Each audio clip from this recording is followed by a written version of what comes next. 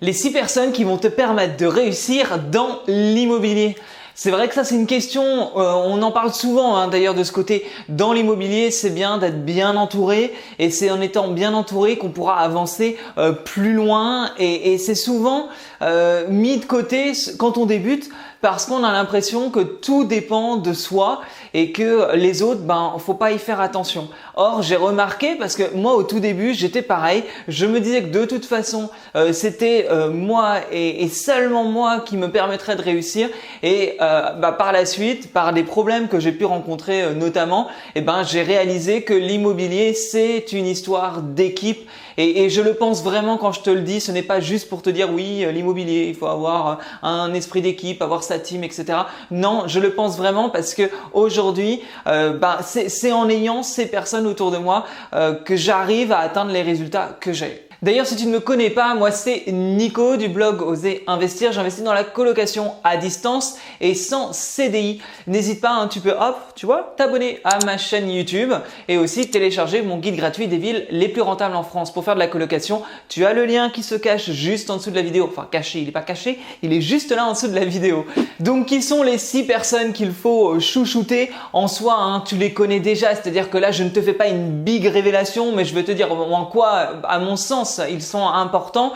On commence déjà avec l'agent immobilier. L'agent immobilier, c'est vraiment une personne, si tu veux, souvent on a tendance à avoir, souvent, je ne sais pas si c'est une généralité, mais avoir un peu une mauvaise image de l'agent immobilier qui veut absolument sa commission et rien d'autre. Il faut savoir que c'est une réalité et il faut faire attention. Attention à toi quand tu visites des biens, à ne pas tomber sur un agent, on en a tous connu, des agents qui ne pensent qu'à vendre et qui seraient prêts à tout pour te vendre le bien parce que potentiellement il sait qu'il y a des problèmes et donc il fait tout pour te vendre ce bien et te refiler finalement un bien qui est invendable. Or, tous les agents immo ne sont pas comme ça et on a des agents qui sont hyper sociables, qui sont des professionnels tout simplement du métier et qui vont vraiment te donner les bons points et les points négatifs d'un bien et au contraire aller chercher, essayer de comprendre ton projet pour te proposer des biens qui vont correspondre. Et là-dessus, quand tu tombes sur quelqu'un qui veut travailler avec toi en quelque sorte, mais c'est plus du tout la même chose. Il va t'appeler pour te proposer des biens intéressants. C'est ce qu'on appelle du off-market, à savoir ce fameux marché quand les biens ne sont pas sur le bon coin, que les biens ne sortent pas sur les devantures d'agence. T'as des biens comme ça qui circulent de cahier en cahier, de téléphone en coup de téléphone. C'est des biens qui ne sont pas connus du grand public et qui pourtant existent et qui partent avant d'arriver justement devant tout le monde. Mais c'est pour ça que c'est important d'avoir dans ton équipe un agent immobilier qui va comprendre qui tu es. Et pour comprendre qui tu es et comprendre ta demande, il va falloir rencontrer beaucoup d'agents. Ça, je vais pas te le cacher. J'ai des personnes comme ça qui m'appellent régulièrement. Même des fois, je suis pas en recherche et j'ai des biens qui tombent entre guillemets, puisqu'un agent va m'appeler en disant tiens, j'ai ça. Est-ce que ça peut vous intéresser? Et c'est à toi de voir. Après, effectivement, ça t'intéresse ou pas. Et puis, est-ce que tu es en période de recherche?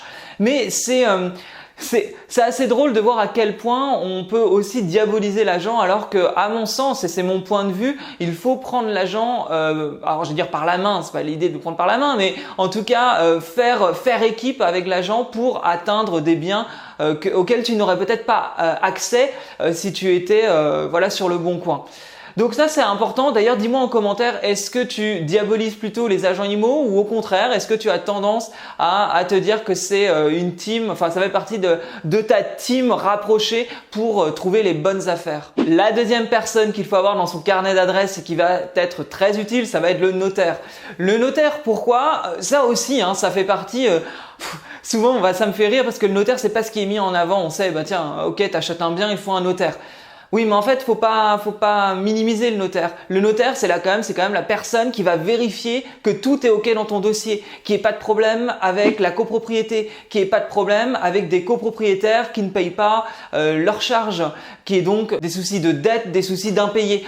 Donc tu vois, là-dessus, faut se dire que le notaire, c'est lui qui va valider ton achat. Il va regarder les papiers, il va voir tout ce qui concerne le bien, notamment les diagnostics, les PV d'AG, tout ce qui va concerner la copropriété, enfin en tout cas l'état du bien, ça va arriver dans les mains du notaire. Et ça peut être quelqu'un sur vraiment lequel tu peux t'appuyer pour valider ton bien, pour être certain que tu ne fais pas d'erreur. Si tu as des doutes, c'est avec lui qu'il faut voir aussi. C'est lui qui va gérer la vente avec la partie financement, avec le vendeur, avec le notaire du vendeur en tout cas. Donc c'est quelqu'un qui, à mon sens, est au centre de la transaction, vraiment au centre de ton achat immobilier. Et pour avoir eu dans ma vie d'investisseur eu affaire à un mauvais notaire, je peux te dire que ça n'avait pas été serein. Ça n'avait pas été serein, surtout que ça avait été pour mon premier bien immobilier. Et je peux te dire que quand c'est ton premier bien, tu as besoin d'être rassuré avec ton notaire. Et là, c'était quelqu'un qui m'avait mal conseillé. Quand je lui posais des questions, il me donnait même pas des vraies réponses. C'est-à-dire que ça avait été revérifié par un autre notaire qui m'avait dit non mais ça en fait ton notaire te trompe.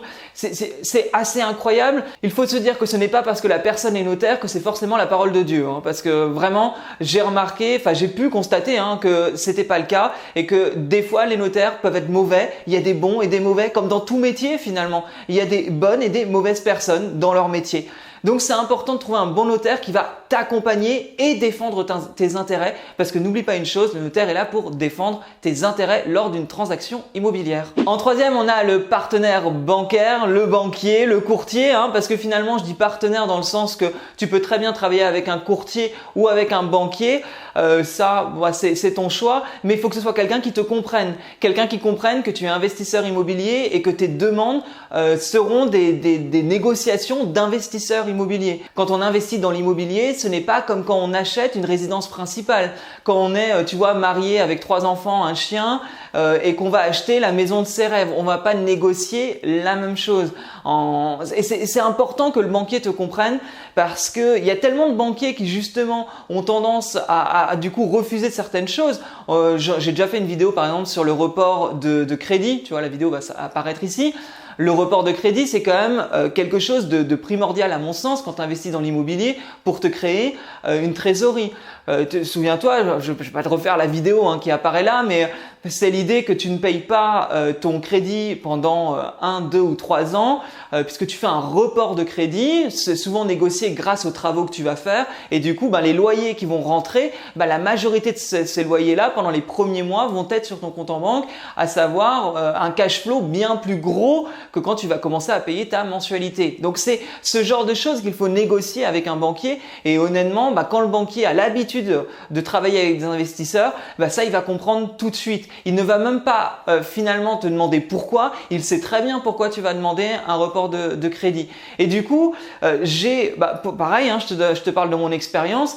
Mais j'ai travaillé moi au début avec un courtier qui était un courtier habitué des investisseurs, donc forcément il a su négocier les bonnes choses et il m'a mis dans une banque habituée avec les investisseurs. Ce qui veut donc dire que j'ai doublement gagné, c'est-à-dire qu'en prenant quelqu'un, un courtier habitué avec les investisseurs IMO, il m'a mis en contact avec une personne qui allait me comprendre. Et du coup, je travaille davantage aujourd'hui avec ma banque parce qu'elle sait très bien où je vais, elle connaît mes objectifs et ça ne lui fait absolument pas peur. Dans l'idée, je ne suis pas propriétaire de ma résidence principale et ça n'empêche pas ma banque de me financer sur du locatif. L'importance d'avoir en tout cas un bon partenaire financier. La 4e personne importante à avoir dans tes contacts, ça va être un bon artisan. Ouais, ça c'est la même chose, le bon artisan, on entend tout et rien à ce sujet, à savoir les gens avec qui ça se passe très mal, des gens avec qui ça se passe très bien. J'ai aussi connu les deux. C'est vrai que tu vois, souvent je le dis, je suis quelqu'un d'assez normal. J'investis d'ailleurs, sans CDI, avec j'ai pas toutes les qualités du monde pour investir et ça m'empêche pas de le faire. Je suis quelqu'un de plutôt simple. Je pense que si tu me suis un petit peu, je réponds facilement aux questions. Si tu me réponds aux questions là en dessous sur YouTube, en commentaire, moi je vais y répondre. Si tu m'envoies un message sur Instagram, je vais y répondre. Et faut pas hésiter à me relancer parce que si je réponds pas, c'est que j'ai oublié, tu vois, ou que j'ai pas vu. Mais donc là-dessus, je suis quelqu'un d'assez classique et j'ai connu les bons et les mauvais côtés dans chaque catégorie, on va dire, parce que là, avec l'artisan, j'ai un artisan avec qui ça se passe très bien et je sais que c'est quelqu'un en qui je peux faire confiance, et j'ai aussi connu un artisan avec qui ça s'est très mal passé. Et souvent pareil, je pense que tu m'as déjà entendu le dire, pour l'instant je peux pas en parler parce qu'il y a un côté juridique qui est en cours et donc je ne souhaite pas parler de cette histoire. Mais si tu veux, ça va quand même assez loin. C'est quelqu'un avec qui j'ai perdu de l'argent et j'essaie de le récupérer, hein, soit dit en passant. Mais tu vois ce que je veux dire, c'est que là encore, l'artisan, ça peut être soit tout blanc, soit tout noir. Tu peux avoir deux extrêmes, ça peut ruiner entre guillemets ton investissement et ça peut ruiner en fait tout simplement ta perception de l'investissement immobilier et te faire une expérience où tu vas te dire non mais l'immobilier c'est pas pour moi, je veux pas faire de l'immobilier avec des travaux.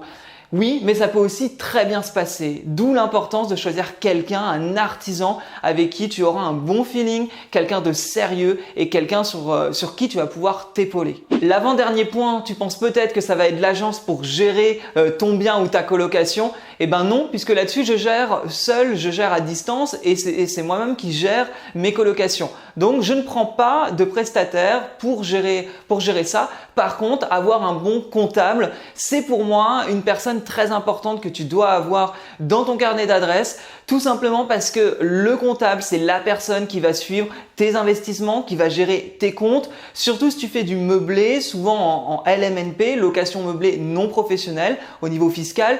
Et ben là-dessus, tu vas avoir besoin d'un comptable et un comptable qui comprend idem ce que tu fais, qui comprend ta niche fiscale et qui va pouvoir t'aiguiller par la suite parce qu'aujourd'hui la fiscalité évolue régulièrement et c'est important à mon sens encore d'avoir quelqu'un qui va te conseiller pour l'avenir. Parce que si aujourd'hui tu achètes 1, 2, 3 apparts, eh ben dis-toi que potentiellement ta fiscalité va évoluer et il faut que tu aies une personne en face qui te conseille tout simplement. Ça peut être un comptable, mais je vais aussi mettre le fiscaliste. Un fiscaliste, ça peut être une personne qui va te conseiller aussi. C'est très important parce que faire un investissement, c'est bien. En faire plusieurs, c'est mieux, surtout si tu veux gagner de l'argent grâce à l'immobilier. Et donc à ce moment-là, avoir des gens qui vont te conseiller de manière fiscale et sur les chiffres, c'est primordial. Et trouver un bon comptable, c'est pas évident. Je peux te dire que là aussi, en fait, c'est vrai que j'y pense, mais à chaque fois, j'ai des bonnes et des mauvaises expériences. Et puis sur les mauvaises expériences, quand il n'y a pas de répondant, quand tu n'arrives pas à avoir les réponses à tes questions, c'est très frustrant. Donc là, l'importance d'avoir quelqu'un qui va te conseiller et qui va être disponible pour toi et pour tes projets. Et on termine avec mon 6e point. Le 6e point, c'est qui? C'est toi. Toi tout simplement parce que c'est très important. En fait, si cette équipe-là ne peut tenir uniquement si toi, tu as ta vision, si tu sais ce que tu veux.